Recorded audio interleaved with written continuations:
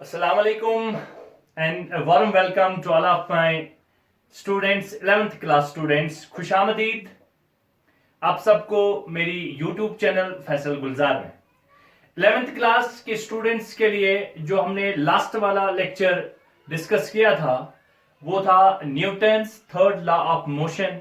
और Newton's third law of motion में हमने बहुत सारी चीजें डिस्कस की थी। एक्शन रिएक्शन पेयर कौन सा होता है, कैसे एक्शन रिएक्शन पेयर बनते हैं, and to every reaction there is equal and opposite reaction. उसी न्यूटन्स थर्ड लॉ को आगे लेके चलते हैं हम, एक्शन रिएक्शन कैसे बनता है। तो आज हम बात करेंगे नॉर्मल रिएक्शन एंड टेंशन की। फिलहाल टेंशन को छोड़ के हम बात करेंगे नॉर्मल रिएक्शन की। और नॉर्मल रिएक्शन अगर आपको याद होगा, ये भी नॉर्मल रिएक्शन एक कंटैक्ट वाला फोर्स होता है। तो इसको मैं आपको बड़े अच्छे से समझाता हूं, उसके लिए ध्यान से आप नजर रखिए। बेसिकली अगर मेरे पास अर्थ है, ये मैंने अर्थ की सरफेस पर, ये मान लो अर्थ है, और अर्थ के ऊपर मैंने किसी ब्लॉक को रखा है। ये मेरे पास एक ब्लॉक है, इस ब्लॉक को मैंने इस अर्थ पर रखा है, ठीक है। अब इस ब्लॉक, ये जो नीचे हर किसी चीज को, एंड वी नो दैट कि जो अर्थ होती है बच्चों, वो हर किसी ब्लॉक को अपनी ओर खींचती है, यानी नीचे की ओर एक फोर्स लगाती है। और वो फोर्स कितना होगा, ये एक तो we know that the force F that is equivalent to ma, and in case of earth जो ये नीचे वाला, इसको वेट लगेगा, फोर्स लगेगा ma, और यहां पर a के बदले g है, एक्सेलरेशन ड्यू टू ग्रेविटी। सो नीचे हम लिखेंगे mg। तो नीचे जो लगने वाला फोर्स है बच्चों, वो है mg। लेकिन ये क्या चलती है? क्या ये बॉडी आगे चलती है? क्या ये बॉडी नीचे जाती है, जमीन के नीचे जाती है? नो। तो क्या होता है, इसको वहां से अगर एक्शन मिलता है हमें, अगर एक एक्शन होता है बच्चों, अगर इस बॉडी पर एक्शन होता है तो इसको एज अ रिएक्शन भी कोई ना कोई फोर्स मिलेगा। ब्लॉक अगर रेस्ट पर है, who stops this block? Earth stops this block by applying equal and opposite force in the form of normal reaction. So earth जो स्टॉप कराती है इस बॉडी को, अर्थ इसको वहां से एक फोर्स डेवलप हो जाता है, वो फोर्स है, उस फोर्स को हम बोलते हैं एज अ रिएक्शन फोर्स। क्या बोलते हैं? By applying. कौन अप्लाई करता है? Earth stops this block by applying equal and opposite force in the form of normal reaction. तो ये अर्थ इसको इक्वल एंड अपोजिट फोर्स लगाती है और उसको हम नॉर्मल रिएक्शन बोलते हैं। ये नॉर्मल रिएक्शन, और इस नॉर्मल रिएक्शन को हम n से रिप्रेजेंट करते हैं, और किसी किसी जगह पर इसको बुक्स में r से भी रिप्रेजेंट किया जाता है। तो नीचे फोर्स mg और एज अ रिएक्शन और इस पर फोर्स लगाती है, उसको हम बोलेंगे नॉर्मल रिएक्शन, ठीक है। चलिए बढ़िया है। नॉर्मल रिएक्शन वाला फोर्स जो है, तो इस फोर्स जो, ये फोर्स जो लग रहा है एज ए नॉर्मल रिएक्शन, तो इस फोर्स और एज अ रिएक्शन जो हमारे पास नॉर्मल रिएक्शन n है, ये इस नॉर्मल रिएक्शन को बच्चों हम बोलते हैं कांटेक्ट फोर्स। क्या बोलते हैं बच्चों? Contact force. और इसको कांटेक्ट फोर्स क्यों बोलते हैं?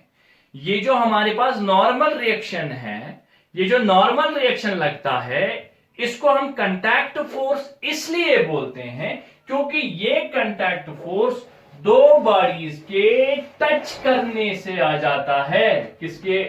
यानी नॉर्मल तब बोलेंगे हम जब दो ब्लॉक आपस में कांटेक्ट में होंगे, टच में होंगे, तब हम इसको नॉर्मल रिएक्शन बोलते हैं और इसको कांटेक्ट वाला फोर्स बोलेंगे। तो आप वहां से मुझे सवाल ये भी कर सकते हैं, सर हर कोई फोर्स, तो फिर एक बॉडी दूसरी बॉडी के ऊपर रखो तो हर कोई force will come because of the contact. No, let's have an example for that. क्या मून या सन एंड अर्थ के दरमियान फोर्स लगता है? यस सर लगता है, तभी तो सन और अर्थ के दरमियान एक डिस्टेंस है, और उसी को आपने बोला है m1 m2 bye r square, जिसको आप ग्रेविटेशनल फोर्स बोलते हो। क्या gravitational force between sun and earth touch करने की वजह से आता है? नो, तो उसको हम कांटेक्ट वाला फोर्स नहीं बोलेंगे, क्योंकि वो टच करने से नहीं आता है। तो जैसे हम Q1 Q2, अगर हम दो चार्जेस को रखते हैं, Q और दो चार्जेस को आपस में रखते हैं एट ए डिस्टेंस r, तो टच करने की वजह से either they should apply a force of attraction or force of repulsion, but that is not also because of the contact, तो उनके दरमियान तो दूरी बनी होती है, तो फोर्स। इसी तरह से मैग्नेटिज्म में भी कुछ फोर्सेस लगते हैं, यहाँ चार्जेस के दरमियान फोर्सेस लगते हैं, मासेस के दरमियान ऐसे वाले फोर्सेस हैं बच्चों जो टच करने की वजह से नहीं आते हैं, बिना टच किए आते हैं, तो उनको हम कांटेक्ट वाले फोर्स नहीं बोलेंगे। तो कांटेक्ट वाले फोर्सेस में हमें जब दो बॉडीज, अर्थ यहां पर एक बॉडी है, यहां पर अर्थ एक बॉडी है और दूसरा ये ब्लॉक है, इन दोनों के दरमियान जो फोर्स लगता है वो टच करने की वजह से आता है, और उसको इस ब्लॉक को एज अ रिएक्शन जो मिलेगा उसको बोलेंगे normal reaction, and that normal reaction is represented by. सभी फोर्सेस टच करने की वजह से नहीं आते हैं, ये इसको मैंने डिस्कस किया है, उसमें सन एंड अर्थ है। और अच्छा, अब नॉर्मल कैसे लगता है, ये इंपॉर्टेंट बात है। सर ये कैसे लगेगा? तो how normal come into existence, कैसे लगेगा ये?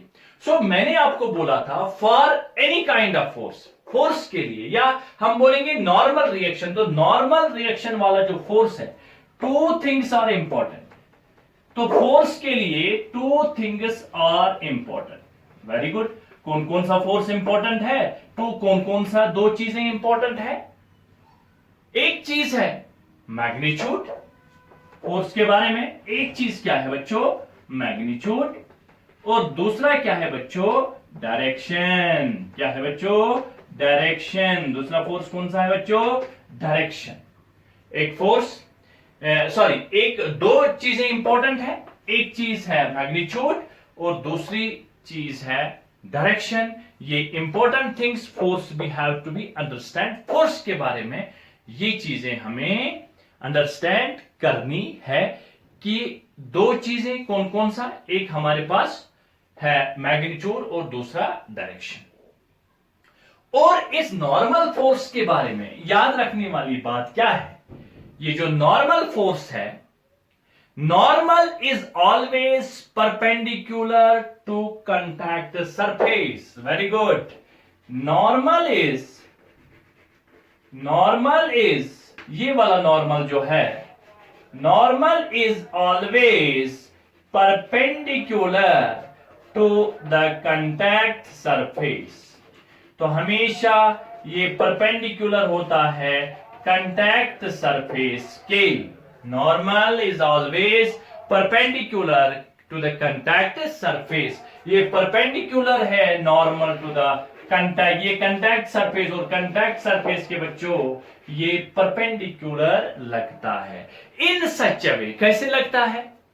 इन such a way that it tries to compress the body. In such a way that it tries to compress the body, देखिए tries to compress the body। देखिए अगर mg नीचे लगता है बच्चों, क्या लगता है नीचे? mg। तो नॉर्मल रिएक्शन परपेंडिकुलर जो लगेगा इस बॉडी को कंप्रेस करने, देखिए ये ऊपर से नीचे ऐसे आ रहा है, तो अगर हम नीचे वाली यहां से, तो ये क्या करना चाहेगा? कंप्रेस करना चाहिए। देखिए ये नीचे से, ये तो यहां से, ये इसको क्या करना चाहिए? कंप्रेस करना चाहिए। तो नॉर्मल फोर्स के बारे में एक इंपॉर्टेंट बात, normal is always perpendicular to contact surface in such a way that it tries to compress the body, in such a way that it tries to compress the body। Let's have a look। अगर बच्चों इस body को हम, अर्थ को हम मानेंगे body ए, ये अर्थ है, इसको हम मानेंगे ए, अर्थ, और यहां पर हम एक ब्लॉक को रखेंगे, इस ब्लॉक का नाम रखेंगे बी। ठीक है। और यहां पर इस ब्लॉक की वजह से ये अर्थ इसको नीचे खींचेगी mg, नीचे खींचेगी mg। तो अब ध्यान से देखिए दोनों बॉडी, तो ये बॉडी भी नीचे, नॉर्मल इसका नीचे, और अपोजिट में भी इसको क्या मिलेगा, एक्शन नॉर्मल, रिएक्शन भी एज ए क्या मिलेगा, नॉर्मल रिएक्शन। तो इसका मतलब है इस अर्थ पर ये नीचे वाला जो फोर्स होगा, नॉर्मल रिएक्शन वाला फोर्स होगा, किस पर लगाया, ए पर। किसने लगाया, बी ने। तो इसको लिखेंगे normal reaction on A by B, normal reaction on A by B, और ये परपेंडिकुलर टू द सरफेस होता है। और इसी का रिएक्शन वाला जो होगा ये एक्शन रिएक्शन पे, ये ऐसे, और ये ए बी पर, बी बॉडी पर ए की वजह से लगने वाला नॉर्मल रिएक्शन जो है उसको हम लिखेंगे normal reaction on B by A. ठीक है, ये इस तरह से हम, क्योंकि इसमें एक्शन रिएक्शन पेयर हमें बनना चाहिए, क्योंकि न्यूटन थर्ड लॉ बोलता है, न्यूटन थर्ड लॉ में एक्शन रिएक्शन पेयर होने चाहिए। ठीक है, तो अगर नीचे ये खींच रहा है किस पर, ए पर लगने वाला बी की वजह से नॉर्मल रिएक्शन है, क्योंकि दोनों परपेंडिकुलर होने चाहिए और दोनों एक दूसरे को कंप्रेस करने की सूरत में होने चाहिए, उसको हम नॉर्मल रिएक्शन वाला फोर्स बोलते हैं।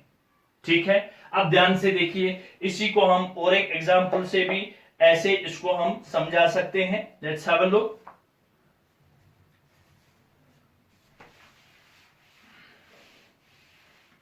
अगर ये बॉडीज, और जब भी दो बॉडीज कांटेक्ट में होंगी, अब ध्यान से देखिए, अगर मेरे पास बॉडी है, ये मेरे पास एक बॉडी है ए, और ये मेरे पास एक दूसरी बॉडी है बी, ये ए बॉडी है, ये बी बॉडी है, और हमने इसके ऊपर एक फोर्स लगाया एफ। अगर इसके ऊपर फोर्स लगाया, ए बी के कांटेक्ट में है, ये इस पर एक्शन रिएक्शन यहां करेगा। लेकिन इसके बाद में अगर इससे पहले समझा जाए तो नॉर्मल रिएक्शन, नीचे नॉर्मल रिएक्शन, इसको हम N1 मानेंगे, तो ये नीचे ऊपर नहीं जाएगा, इसका मतलब अपोजिट में भी नॉर्मल N1, ये दोनों आपस में बराबर होंगे। और यहां पर ये मूव नहीं हो रही थी, इसलिए नहीं मूव हो रही थी क्योंकि नीचे वाला एक्शन रिएक्शन आपस में बैलेंस्ड फोर्सेस हैं, बैलेंस नीचे, एक दोनों फोर्सेस बैलेंस, इसीलिए ये ऊपर नीचे नहीं जाती। ये तो इसका, ये तो नीचे वाला फोर्स नॉर्मल रिएक्शन हो गया। अब देखिए, ये यहां पर कांटेक्ट सरफेस है, ध्यान से इस चीज को ध्यान से देखिए, ये वाली कांटेक्ट सरफेस है, ये ए इस पर, ये बी पर फोर्स लगाएगा नॉर्मल, क्या लगाएगा, नॉर्मल, कांटेक्ट वाला फोर्स नॉर्मल लगाएगा। तो ये इसके ऊपर जो फोर्स लगाएगा बच्चों, ये नॉर्मल फोर्स जो होगा किस पर लगाया, बी पर, किसने लगाया, ए, ये एक फोर्स हो गया। तो एज अ रिएक्शन इसको भी मिलेगा, नॉर्मल किस पर लगा, ए पर, किसने लगाया, बी पर। और ये जो दूसरी बॉडी है बी, बी पर ऊपर वाला, ये नीचे वाला, इसको N2 मानेंगे नॉर्मल रिएक्शन। और क्योंकि यहां पर कांटेक्ट सरफेस है, यहां पर भी एक फोर्स है, और ऊपर भी इसकी वजह से एज अ रिएक्शन दूसरा फोर्स है, दोनों इक्वल एंड अपोजिट होंगे। कितने फोर्सेस यहां लगते हैं, कांटेक्ट वाले फोर्सेस में नॉर्मल रिएक्शन, देखिए पहले ये कांटेक्ट सरफेस है, इस ब्लॉक की वजह से इस पर फोर्स लगेगा, एज अ रिएक्शन इस पर भी फोर्स लगेगा, दोनों इक्वल एंड अपोजिट होंगे। ये दूसरी बॉडी, इस पर N2 एक फोर्स लगेगा, वापस एज अ नॉर्मल रिएक्शन इस पर N2, दोनों इक्वल एंड अपोजिट होंगे। लेकिन कांटेक्ट सरफेस तो यहां और एक भी है ना, दो कांटेक्ट सरफेस यहां पर है, तो ये इसके ऊपर फोर्स लगाएगा नॉर्मली, और ये इसके ऊपर फोर्स लगाएगा नॉर्मली। तो बच्चों याद रखना है कि जब भी कांटेक्ट सरफेस होगा तो वहां पर एक्शन रिएक्शन में नॉर्मल रिएक्शन, ये एक दूसरे के ऊपर फोर्स लगाते हैं, और ये इंपॉर्टेंट बात। इसी तरह से अगर हमारे पास इस तरह का होगा तो हमें याद रखना है कि दो कांटेक्ट सरफेस के दरमियान जो फोर्स लगता है बच्चों, वो नॉर्मल फोर्स लगता है। कौन सा फोर्स, नॉर्मल रिएक्शन के तौर पर फोर्स लगता है। अगर ये दो ऐसे होंगे बॉडीज, ये ए बॉडी है और यहां पर हम एक ब्लॉक रखते हैं, मान लो ये बी है, तो बोलो ये एक कांटेक्ट सरफेस है, यहां पर इस कांटेक्ट सरफेस पर नीचे एक फोर्स लगेगा ऐसे, किसने लगाया, बी ने, किस पर, ए पर, तो नॉर्मल बी, किसने लगाया, ए पर। इसी तरह से एज अ रिएक्शन यहां पर ऐसे नॉर्मल, यानी कांटेक्ट, ये फोर्स हमेशा जब भी नॉर्मल रिएक्शन वाला फोर्स आपको देखना होगा, इस वाले दो सरफेसेस के दरमियान जब कांटेक्ट में होंगे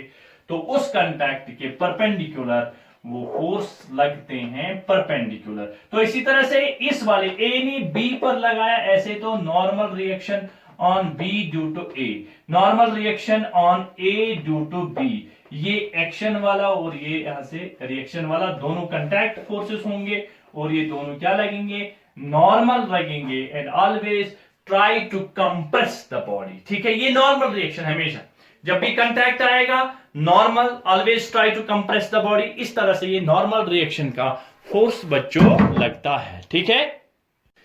और उसके बाद में थोड़ा सा इसके ऊपर थोड़ा और आगे इस पर रोशनी डालते हैं, थोड़ा आपको भी प्रैक्टिस करने का मौका मिलेगा कैसे नॉर्मल रिएक्शन को हम डिस्कस कर रहे थे।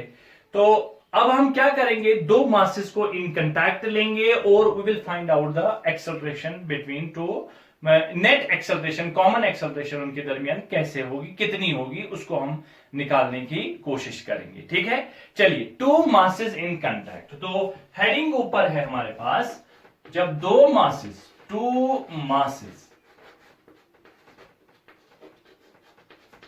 Masses in contact. अब देखिए, टू मासेस इन कंटैक्ट, तो हमारे पास दो मासेस हैं वो कंटैक्ट में हैं, तो उनके ऊपर हम बात करते हैं, टू मासेस इन कंटैक्ट। चलिए, ये मेरे पास एक सरफेस है, इस सरफेस के ऊपर दो मासेस हमने रखे हैं, एक मास है M1 और थोड़ा सा एक बड़ा मास है साथ में, ये मास है M2, और ये दोनों मासेस जो है बच्चों ये एक दूसरे के कांटेक्ट में है ऐसे, और यहां पर बच्चों ये कांटेक्ट वाला सरफेस है और we are applying force F। अब चूंकि ये दोनों ब्लॉक कांटेक्ट में है, दोनों ब्लॉक अगर कांटेक्ट में है बच्चों, तो मास M1 और M2 कांटेक्ट में है, तो ये अगर आगे चलेगा एक कॉमन एक्सेलरेशन के साथ ये आगे चलेगा। मान लो वो कॉमन एक्सेलरेशन A है, कॉमन एक्सेलरेशन के साथ आगे चलेगा, और ये जो बच्चों सरफेस है, ये वाली सरफेस, ये वाली सरफेस है, ये वाली smooth and frictionless, smooth and frictionless surface, friction कुछ नहीं है, नेग्लिजिबल, ठीक है। What we are going to find out, क्या निकालना हमें, we have to find out this common acceleration A and we will find out contact force on M2, इस पर कितना फोर्स लग रहा है। एक तो ये कांटेक्ट फोर्स ऑन M2, इसको बोलते हैं कनेक्टेड, दोनों एक दूसरे के साथ कनेक्टेड है, कनेक्टेड ब्लॉक्स हैं, ठीक है। अब इसको मैं पहले तरीका दिखाऊंगा कैसे हम नॉर्मल रिएक्शन को कंसीडर करते हैं और कैसे हम इसको निकालेंगे, ठीक है। Normal reaction force between the bodies, अब मुझे बताइए, अब हम क्या करते हैं इस चीज को, पहले ये जब भी कनेक्टेड दो ब्लॉक्स होंगे इनको हम अलग अलग करेंगे, यानी एक ब्लॉक को अलग कंसीडर करेंगे बच्चों और दूसरे ब्लॉक को बच्चों अलग कंसीडर करेंगे, उसको बोलते हैं फ्री बॉडी डायग्राम। क्या बोलते हैं बच्चों, फ्री बॉडी डायग्राम। तो हम इन दोनों की फ्री बॉडी डायग्राम बनाते हैं। चलिए इसको यहां से दिखाने की कोशिश करूंगा मैं। Free body diagram, free FBD भी बोलते हैं इसको, फ्री बॉडी डायग्राम। सिस्टम से इसको फ्री कर दो, दोनों को फ्री कर दो सिस्टम से, अलग अलग ले लो इन दोनों को, इन दोनों पर देखिए, इन दोनों पर देखिए अलग अलग क्या करेंगे हम, इन दोनों पर देखिए हम क्या करेंगे और कैसे हम इन दोनों पर अलग अलग फोर्सेस लेंगे। चलिए पहले देते हैं M1 को, ठीक है, कैसे M1 को लेते हैं, तो M1 के ऊपर एक फोर्स लगेगा F, ठीक है, और यहां से M2 को अलग ले लो, फ्री कर दो सिस्टम से। मैंने दोनों को M2 को अलग अलग ले लिया, ये मैंने दोनों को अलग अलग ले लिया, ठीक है। इसमें फोर्स, इसमें एक्सेलरेशन ऐसे और ये भी उसी एक्सेलरेशन ए के साथ आएगी। क्या किया मैंने फ्री कर दिया, दोनों को सिस्टम से फ्री कर दिया, अलग अलग ले लिया। अगर आप इस वाले ब्लॉक पर M1 पर फोर्स लगाओगे तो ये आगे जाके इसके साथ टच करेगा, और टच करने की वजह से कांटेक्ट में क्या आना चाहिए, नॉर्मल रिएक्शन वाला फोर्स होगा। अब ध्यान से देखिए, जब ये आगे जाएगा तो इसके साथ टच करेगा, तो एज अ रिएक्शन इसके ऊपर एक फोर्स अप्लाई होगा, इस वाली बॉडी पर एज अ रिएक्शन M2 की वजह से इस पर एक फोर्स अप्लाई होगा बच्चों। तो वो फोर्स इसकी रिएक्शन की वजह से होगा और वो नॉर्मल होगा, उस नॉर्मल वाले एक्शन इसके ऊपर होगा, तो एज अ रिएक्शन इसके ऊपर होगा, तो इसको हम मानेंगे आर बोलो, या इसको अभी हमने रिप्रेजेंट किया था एन से, नॉर्मल रिएक्शन। ये नॉर्मल किसकी वजह से, ये M1 पर है, किसकी वजह से है, M2 की वजह से, तो एज अ रिएक्शन मिलेगा।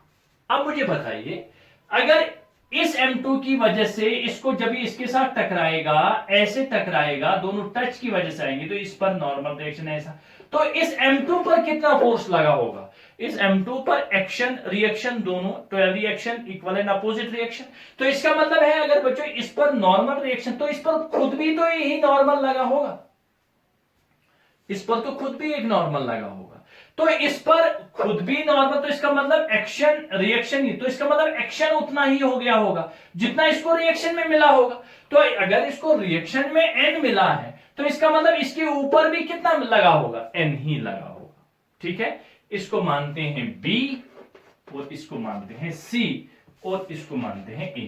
तो कंटैक्ट वाले, ध्यान से देखिए, कंटैक्ट वाली सरफेस पर ये इस पर नॉर्मल लगाएगा एन, ठीक है, और ये M2 भी इस पर नॉर्मल लगाएगा N, as a normal reaction वाला फोर्स। अब ध्यान से देखिए, अगर इस पर देखेंगे, अगर इस पर आप नेट फोर्स देखोगे, इस पर अगर नेट फोर्स आप देखोगे, मुझे बताइए इस पर नेट फोर्स कितना होगा। इस पर बच्चों नेट फोर्स होगा, यहां से अप्लाई किया F, वहां से अपोजिट में मिला N, तो नेट फोर्स किसके बराबर होता है, Ma। तो इसका मतलब अगर यहां से लगने वाला फोर्स F है, उसको माइनस N कर देंगे, वो नेट फोर्स होगा। तो इसका मतलब F minus N is equal to M1A। ये इस पर नेट फोर्स लगा है, इस वाली बॉडी पर ये नेट फोर्स है। क्यों, अगर यहां 10 न्यूटन आप फोर्स लगाओगे और अपोजिट में आपको 5 न्यूटन का फोर्स लगा, तो कितना फोर्स इस पर लगा है, इस पर लगा है 10 माइनस 5, तो 5 से ये आगे जाएगा, तो वही हमारा नेट फोर्स। इस पर कितना फोर्स है, वो लगने वाला फोर्स माइनस करो अपोजिट में लगने वाला नॉर्मल रिएक्शन, और कितना होगा M1A के बराबर, बिकॉज जो फोर्स होगा वो Ma होता है, और यहां ब्लॉक M1 है, तो ये बनेगा M1A। राइट बच्चों, कोई प्रॉब्लम नहीं। अब ध्यान से देखिए, अगर इस पर नेट फोर्स देखा जाए, इस बॉडी पर लग कितना रहा है, इस पर नॉर्मल N लग रहा है, लग कितना रहा है N, वापस कितना मिल रहा है सर, वापस में तो कोई ब्लॉक है ही नहीं जो इसको रिएक्शन वापस देगा, तो इसका मतलब इसको तो वापस कुछ मिलता ही नहीं है। जो आप N लगा रहे हो उसी N से ही आगे जाता है, जो आप N लगा रहे हो बच्चों, जो आप N लगा रहे हो बच्चों, उस क्या होता है, N जो मैं लगा रहा हूं ऐसे, ठीक है, और यहां से तो कोई कांटेक्ट वाला सरफेस है ही नहीं, तो इसका मतलब जितना आप N लगा रहे हो उसी से ये आगे जाएगा, तो इसका मतलब लगने वाला फोर्स जो N है, तो इसमें N जो आपने लगा रहा उसी वही N तो M2A के बराबर होगा, क्योंकि अपोजिट में तो इसको कोई फोर्स ही नहीं लग रहा है, तो कितना होगा, M2A से ये आगे जाएगा। चलो बच्चों, इसका नाम रखते हैं 1 और इसका नाम रखते हैं 2, एडिंग 1 and 2, एडिंग 1 and 2। अगर इन दोनों को ऐड किया जाएगा, ऐड करेंगे बच्चों, तो हमारे पास मिल रहा है F minus N plus N is equal to M1A plus M2A।